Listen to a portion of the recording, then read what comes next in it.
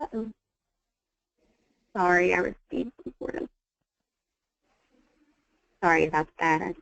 Our end users, our trainers, and our training point persons, who are you all. We've identified that at least.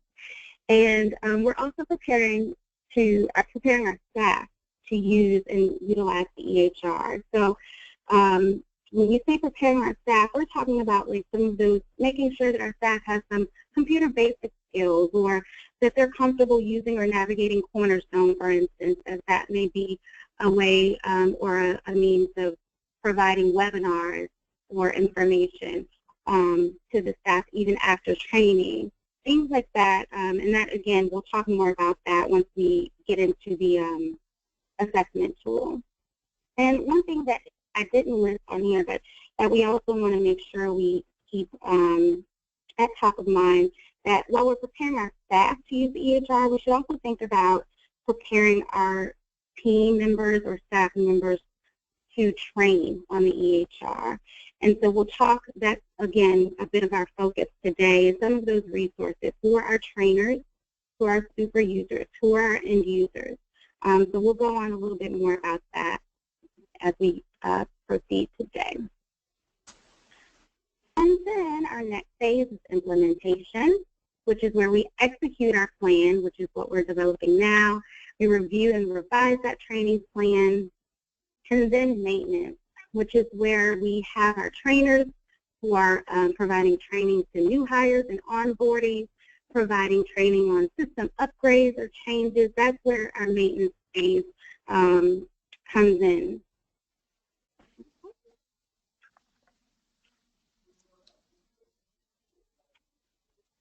So as I said, there are recommendations that we've created, recommended roles and responsibilities, and we developed these roles as a result of evidence-based practices for electronic health record implementations, as well as through our collaboration with NextSmart, our vendor, and also just lessons learned in technology training and technology deployment throughout the corporation. And so the first role, or the first user, so to speak, that we would have would be our end user. And our end user is essentially any RHG employee who utilizes the NextSmart Avatar system, be it billing or clinical, on a regular basis. And so these are our clinicians, these are our house managers, our day staff, evening, overnight staff, however we design that, or however whomever uses, rather, the system. And some of the requirements, of course, for our end users would be required to attend a training course, of course, and then also demonstrate proficiency. And so essentially the skills competency inventory would be an assessment, like a checklist or an evaluation of whether or not this person knows the system well enough to use it on a day-to-day basis. And in addition to the requirements, we also expect that our end users will be able to complete any recommended activities following training. So we'll talk more about timelines and scheduling our trainings as time goes on in our sessions. But if, let's say, for instance, for any reason, if you had a training scheduled 3 weeks prior to go live, if you're training your staff 3 weeks prior to go live, then we want to make sure that we have activities or opportunities for the user and the end user to reinforce what they learned in that training 3 weeks ago, so that they are ready for to utilize the system upon go live. This may not, of course, be an issue, and we're hoping that we can try and schedule training as close to go live as possible, but we also know that sometimes it's just not feasible. And so we do expect that if that is the case, that the end user will complete those activities following training. And we also expect and hope that our end users will seek support from super users and other leaders as needed. So that leadership may be a program manager or a unit director or a team leader whomever they've identified in that program as super users and or leaders, that's who we expect that they go to if they need support. We don't want for people not to have the support that they need as they go forward. And so, speaking of super users, that's our next suggested and recommended role that we fill in the division. Your super user is the individual in the program and or division who provides basic technical support and assistance to the staff members. So that may be, for instance, a staff member who, if you even think about some of the programs or systems that we use now, MyRAC or Lawson, who's the person that people usually go to when they are having trouble with Lawson, or if they're having trouble with MyRAC, or if they can't log into their webmail? Before they call help desk or before they call the Lawson team, who is that person that users generally go to for that support? And that's who our super users are when we think about a super user. So we don't know a lot of the specifics around the super user training right now. Of course, a lot of that comes out of our discussions and solution review and as the program is built, or the application rather is built.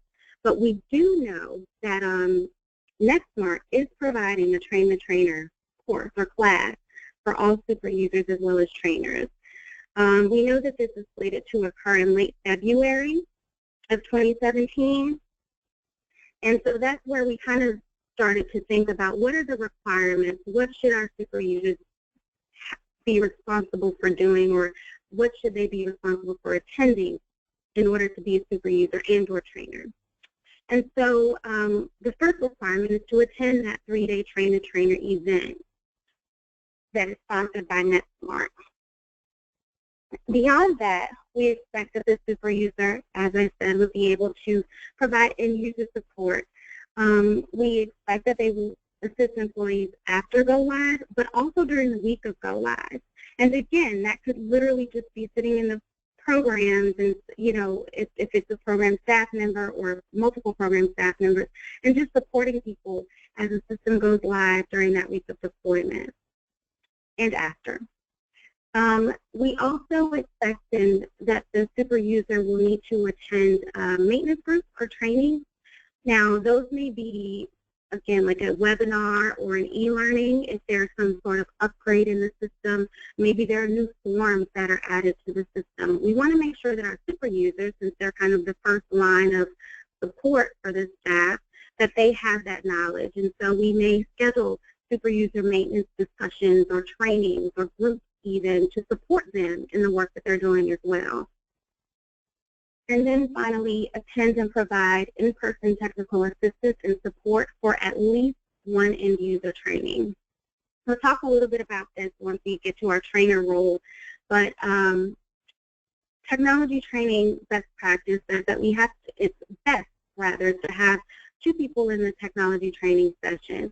So we want to have at least one of those individuals having some training skill set or facilitation skills and abilities. And then also we want to have another person who is able to literally kind of be over the shoulder and walk users through the training if someone is having a bit of a struggle and the rest of the class is going forward. That super user is going to be the person who's there to provide that technical assistance and support so that the trainer can continue on with the session, and that super user can provide that one-on-one support to the user who's in need.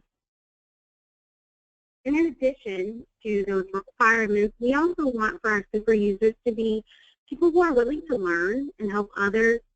They're effective communicators and also able to troubleshoot issues and facilitate problem resolution. Again, they're kind of that first line of defense, so to speak, before help desk or the vendor or EHR project team in terms of troubleshooting. And so we want for them to be able to provide that basic support, troubleshooting the issues. If someone comes to them and says, hey, I can't find this form, well, if they're sitting with them, they can possibly troubleshoot and say, you know what, you're actually searching for it the wrong way. So let's walk through this again and make sure that you know how to search for these forms and ensure that it's not necessarily a problem with the system or something to that effect.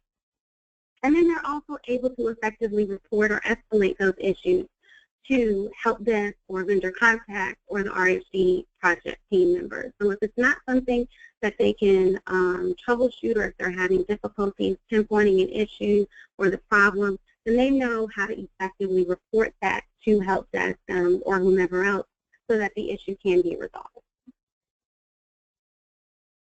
And a few positions, again, this varies based on your division, for sure, but some positions that might be ideal for serving in that role may be, again, a team member or a program leader, house manager, a supervisor, or a team leader, and maybe even at the division level, a division coordinator. And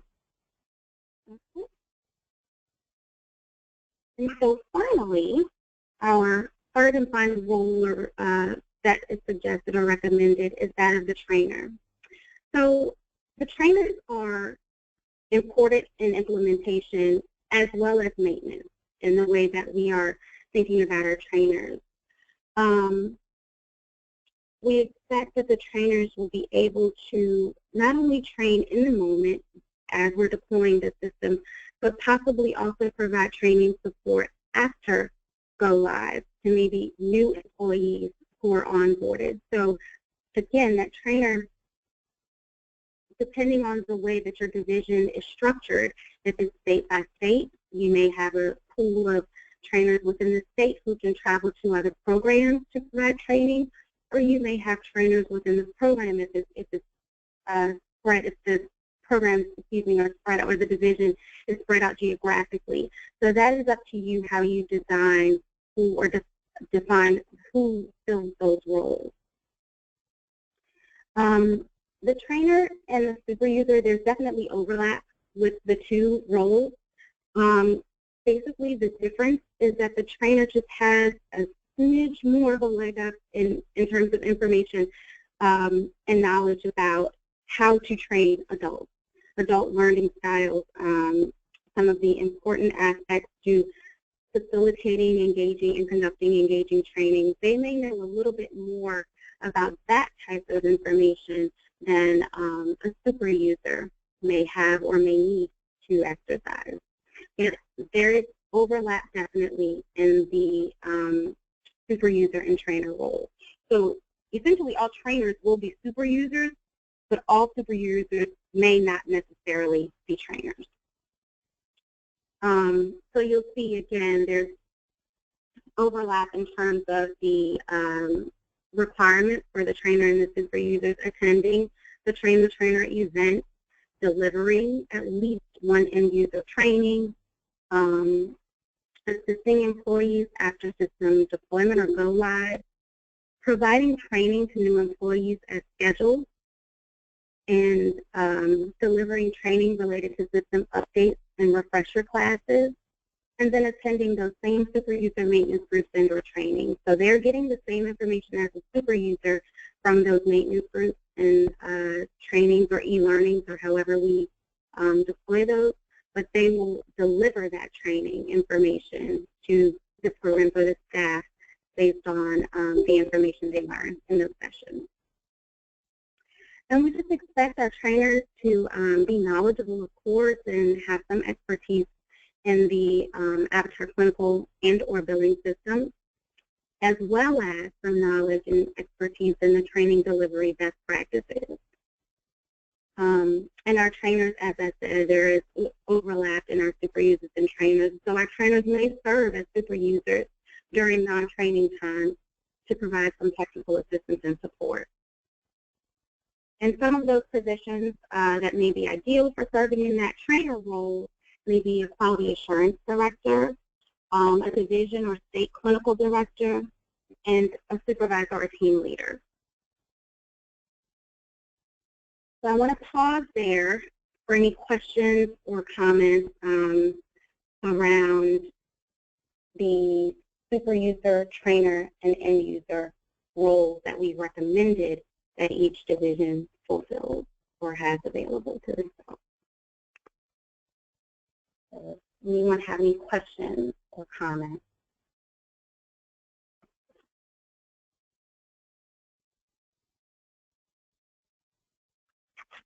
Okay.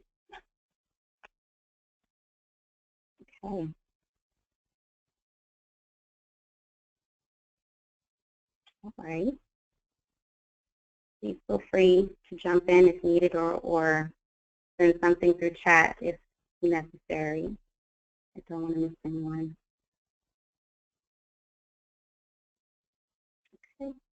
Okay, I'm sorry. Valerie said, how many super users should we have based on our size?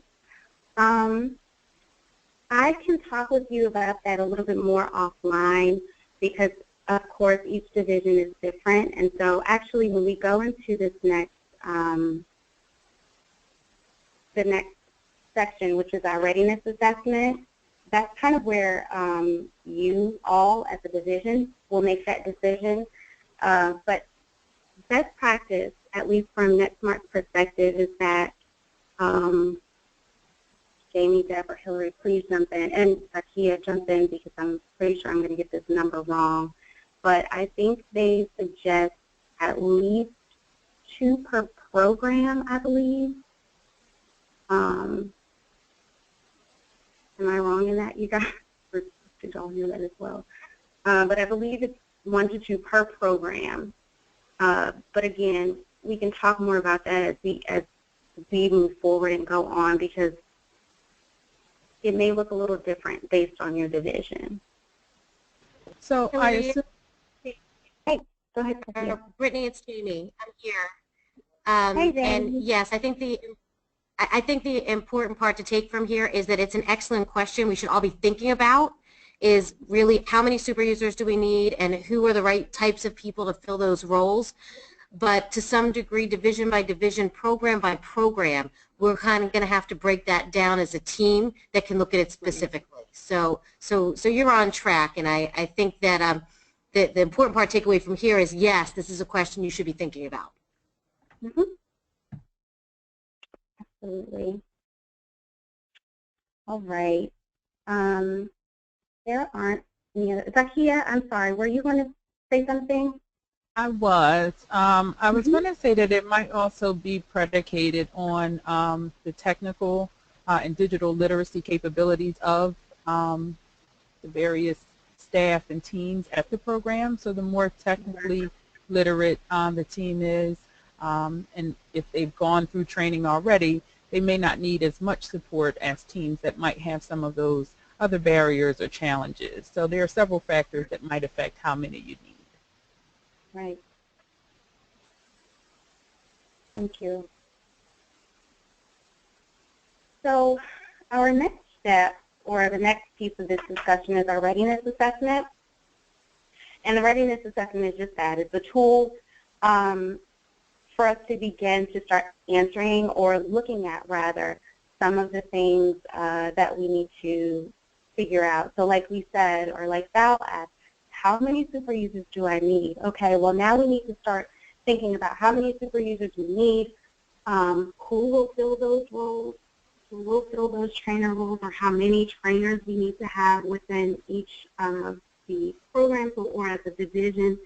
And so it's also a way for us to explore or to look at each division's current resources and capacity, and then begin to tackle the needs and the gaps that we uncover based on the findings or the responses to the assessment. Let's see, I'm going to shift to a Word document. Okay, can you all read that, or do I need to zoom or expand it if it's big enough, large enough? It looks good. Okay, perfect, perfect, perfect, perfect. So, and I will send this to everyone, of course, after our meeting. And I'm going to send this as a SurveyMonkey link so that it's easy for you all to submit, and even if you need to send it out to others for feedback or what have you, then you can share this link with the other training point persons within your division or what have you in order to gather this information. So I'll send that out to everyone as well. But as Valerie your first question mentioned how many employees, we already talked about how many employees will fill each of the following roles. And that's why I gave you that kind of overview of what those roles are, so you have an idea of how they fit in when you're answering this question. How many employees will fill each of the following roles.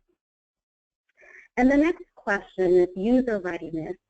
And that's kind of what Zakia was alluding to as well, about are our staff members computer literate and comfortable with the use of technology?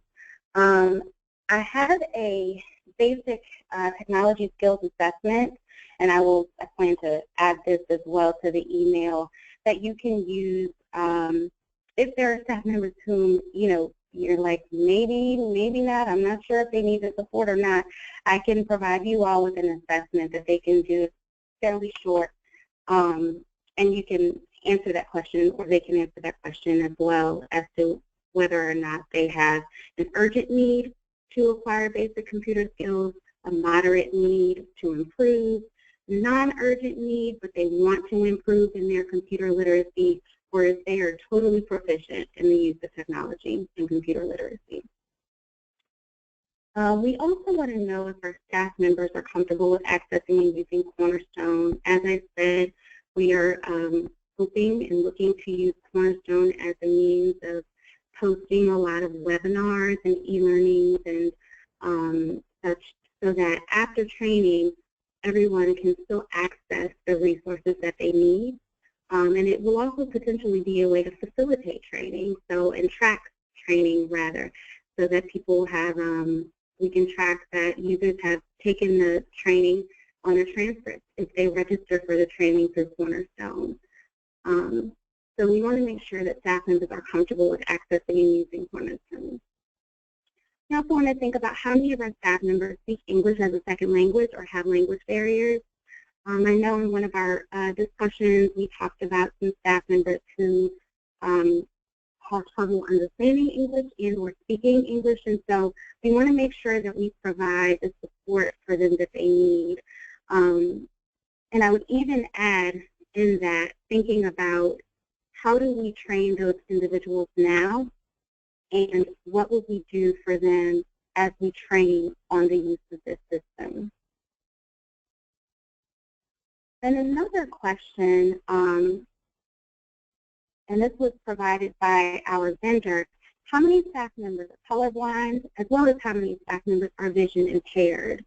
The system can provide support. I believe they have a setting for staff, for individual users who are colorblind, and so we want to know that information, and as well as those who are vision impaired, so we can try and prepare for that during our training with a larger monitor, or even after training rather, with larger monitors or larger print or larger font, so that we can prepare for those types of things in training, or before training, should I say. And then next is our logistics, and this is kind of the larger piece of this assessment, where we're really looking at how are we scheduling or planning around locale and location for training and logistics. And so it's helpful, like I said before, to think about our current practices when planning for and providing training, and also thinking about some of the most ideal situations for providing training.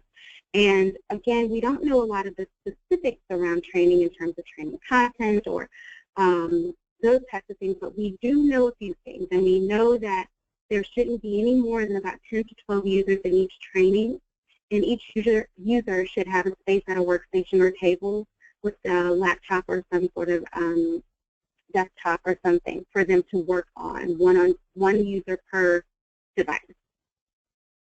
And so when thinking about this, we can take those assumptions under consideration. And so where will the training take place?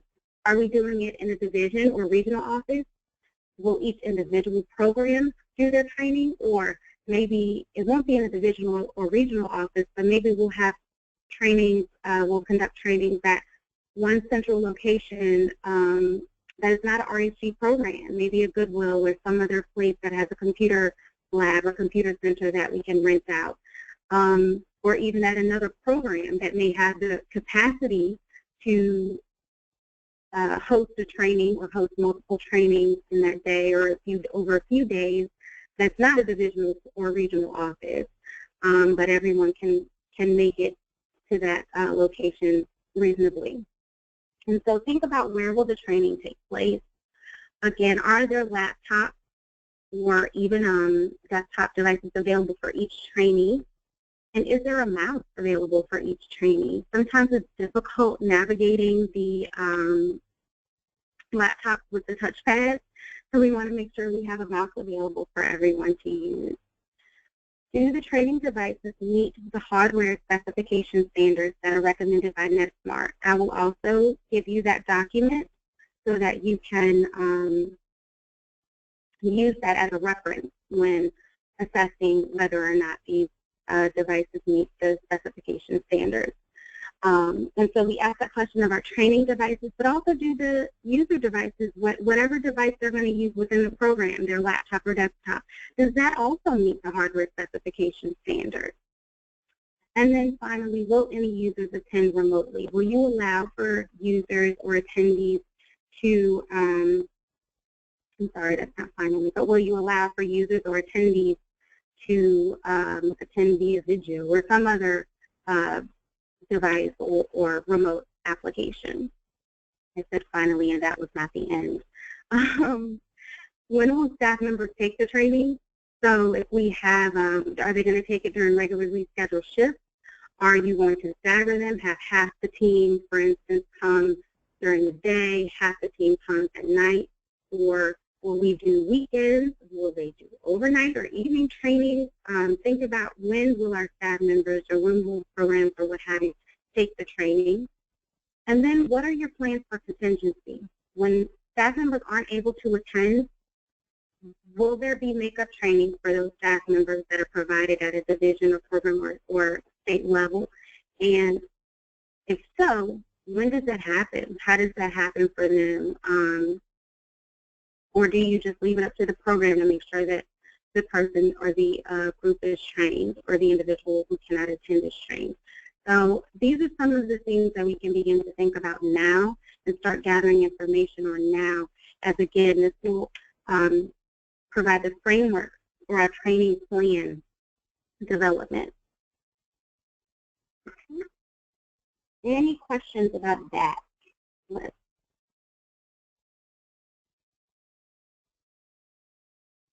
me go back. And again, I will send this out to you all. Brittany, there was a question from Alex in Philadelphia. She's wondering, she's looking for some clarity on if every program needs a separate readiness assessment or not. So my suggestion is that we think about this at a division level. Now, of course, there are some questions that are specific to users that you can probably reach out to the programs to answer, like, are the staff members computer literate? That makes a program director, a team leader, or what have you, may be able to answer that. Or you, I mean, I know this is like, I don't mean to keep saying it's up to you, but it is up to you. This is yours. We are just giving you the framework, and you have to figure out how you're going to gather this information. Essentially, you will be gathering this at a programmatic level in order to create this entire division plan, yes. But I don't know that you necessarily need to send it out to every program. Does that make sense?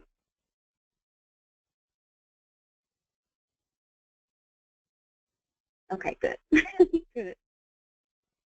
Wonderful. Are there any other questions on that? And again, I will send all of this out, as well as the assessment tools. I'll send that out to you guys as well. Okay. Cynthia, regarding logistics readiness number 9 and 10, where are the specifications and who is helping programs with this? Let me put that. number 9 and 10. So that is a great, I do have the specifications, which I will send to you as well. Here, I can actually pull it for you right now. These are the specifications that are related to numbers 9 and 10 around the user's computer processor, operating system, and such. And who is helping programs with this? Jamie, I'm sorry to put you on the spot. Do you know if this is something that they can help or contact help desk about, or? So there's a couple of things. One of the things that I understand is if your equipment can do Lawson and Cornerstone, that it meets these thresholds. Right. If you have equipment that's really old that you can't really use the heavy-duty internet stuff for, but you still use for maybe Word, so that you type in, like in a Word document, maybe your progress note or some tracking things and whatnot, but you can't really use that equipment to do your Lawson or your Cornerstone, then that piece of equipment probably is not going to meet these standards. So that's one thing. Programs, divisions can go a little further. If they have somebody on site who can check this stuff, great. There's a lot of people out there who really do know how to find this stuff quickly on each device. And if not, you should put a call into the help desk. I wouldn't just send a ticket, but I would call or send a ticket and ask for an appointment to talk to someone in the help desk, because they can quickly, in about 2 minutes, get you get this information and help you recognize whether or not you're compatible at this point. Great. I might want to add, this is Zakia again, one other quick thing is I think they are able to help fairly quickly when it's equipment that has been purchased or procured by RHD, but there are some programs that have purchased their own equipment, in which case DTS or IT may have some limitations with being able to get information quickly about those PCs of which they didn't purchase or install. So having a call first, as Jamie said, is good.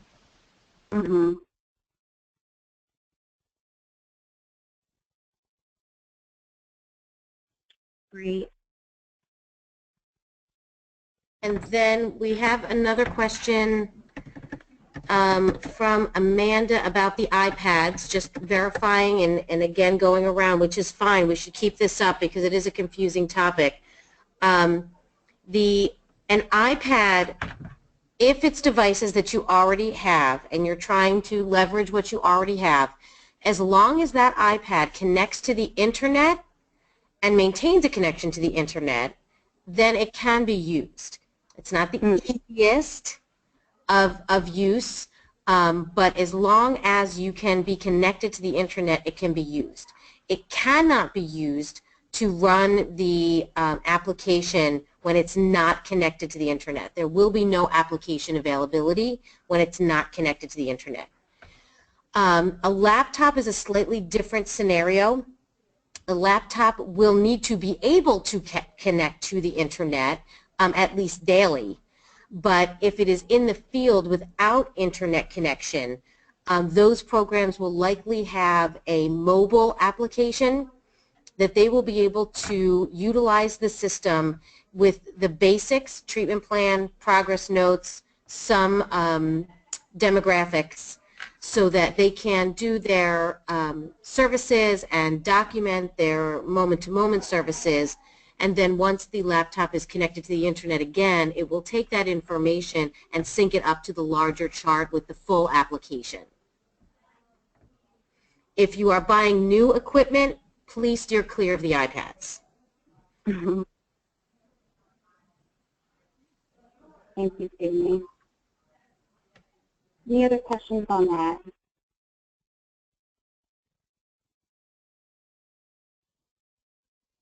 Okay. All right. So what's next? Where do we go from here? I wanted to ask, based on the information that you've seen in that readiness assessment and the readiness tool, do you think that 2 weeks is too ambitious of a time frame to collect this information? If so, that's fine. I think I just want to get a general consensus as to when everyone thinks that this information can be submitted for the division, or at least provided. I was saying yes. So about how long are we thinking? Yep, I get it.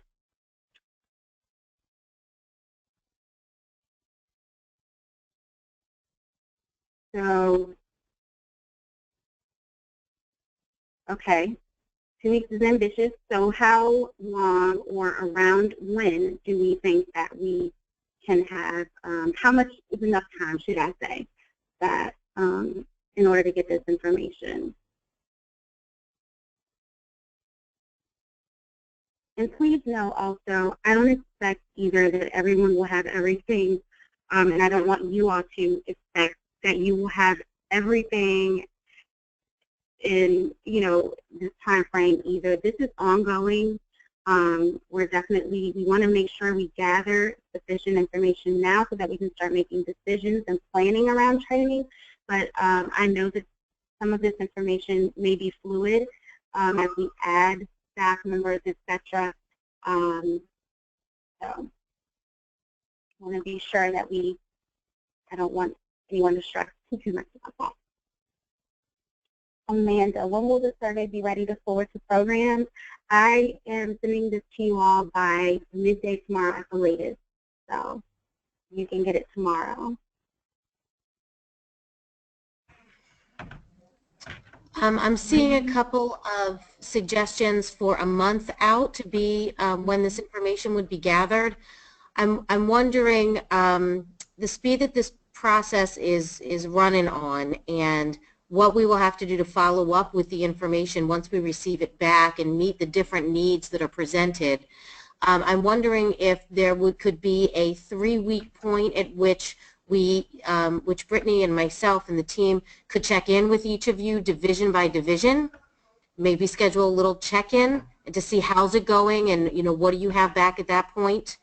A month out starts to push us really far into a period when we should be already addressing the issues that are raised during the needs assessment. So would sometime that's within the week where November 16th is the Wednesday, could we schedule some divisional check-ins around the need assessment then?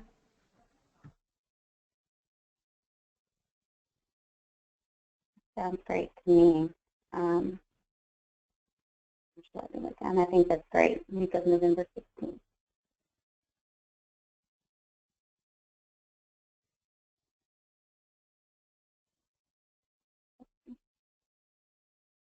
Okay, so we can do that. We can do our divisional check-ins the week of Thanksgiving. Okay, good. Good. Check-ins work for everybody. Wonderful. Great. And so I will send everything over to everyone by midday tomorrow with the assessment tools as well as the other information that I presented, the specifications, the hardware specifications, documents, all of that. And I'll also add the information that Jamie mentioned today about, you know, if your computer equipment can use Lawson, as well as what Zakia mentioned about if the devices are purchased through RHD, then it can support it most likely. So I will definitely send that over tomorrow. And for our next discussion, I did want for us to review the information that was gathered and then also begin to talk more about timelines and time frames. So what are some of our milestones that we want to hit, when we need to hit those milestones and such. And Jamie, you alluded to that today just now about when we need to have information available and ready so that we can move forward according to the project plan that we've developed with NetSmart in those dates. And Brittany, before we close out, can I just offer one thing? I saw a question come through from Cynthia about suggestions around what equipment should be looked at if we're purchasing new equipment. There has actually been a big push for this in our IT department right now. They are in the process of finishing to test two options for a tablet type of device. They've already tested 3 different desktop level and 3 different laptop level devices, and those are going to be published for you. So if you are going to be in the business of helping your programs to purchase some additional pieces of equipment or some additional community-based mobile devices, within the next short period of time, I'm just back in the office after being away, I need to do a check-in with the IT department, but in a short period of time, there should be very specific recommendations of what the IT department can help you purchase for your programs. Wonderful. Awesome. Jamie and Brittany, this is Jesse. Hey, Jesse.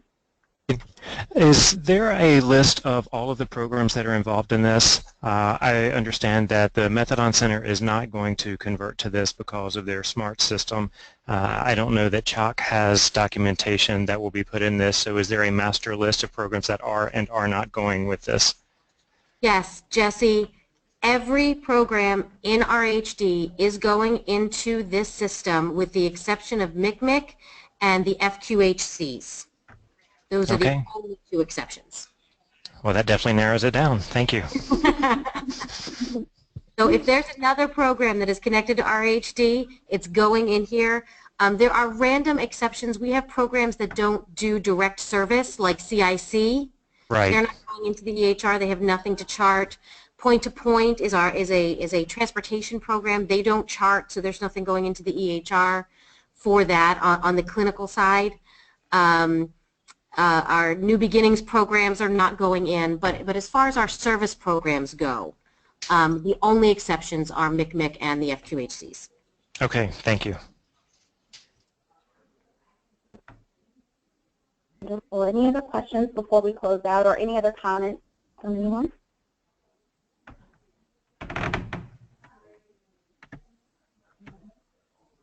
I appreciate everyone again for Alex, not now, probably later. That is fine. Please email me, email Jamie, email any of us on the project team if you need support with anything, if you just need to bounce ideas. We're here. That's why we're here to support you all through this process. So please feel free to reach out, and I'll start reaching out to everyone to get some dates on the calendar. I think we may even see a few of you next week at Solution Review, right, Jamie? Yes, we will see some of you next week. If you are noticing that maybe some of your colleagues from within your division or those who you know who may be in other divisions who have not attended today, please ask them to queue in or connect with Brittany to get this information. That would be really helpful. Yes, and I did hear from a couple of people ahead of time, but please do connect. Great. And Brittany, I want to thank you very much. You are really helping us get to the kind of the concrete nitty-gritty and starting to understand what our tasks actually are, whereas the previous 2 webinars have been much more conceptually based, and I want to thank you for that. I think you did a great job today with that. Thank you very much. So, all right, thanks everyone. Have a great day, great weekend, and I will, like I said, you'll receive an email from me tomorrow with all of this information, okay? Have a good evening.